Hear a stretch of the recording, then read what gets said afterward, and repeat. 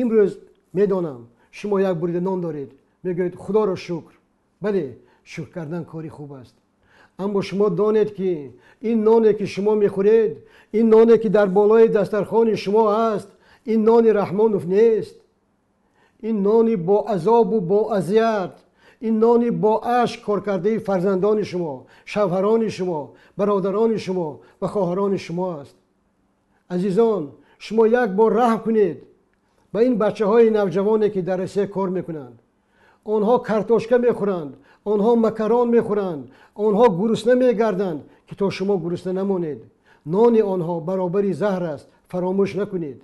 امروز این بچه هایی که در روسیه کار میکنند بعد چند سال همراه خود بیماری، کسلی، بدبختی را میبرند. شما گمان نکنید که یک عمر یک ملت میتواند ملت گستربیتر، ملت مهاجر، ملت مردکار باشد.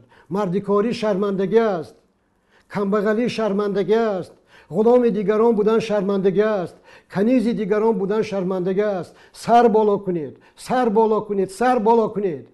شما به افسانه های یک وطن فروشه که ما آریایی میگوید باور نکنید. این آریایی نیست، این اولاد ندارد، این گذشته ندارد، این خون ندارد.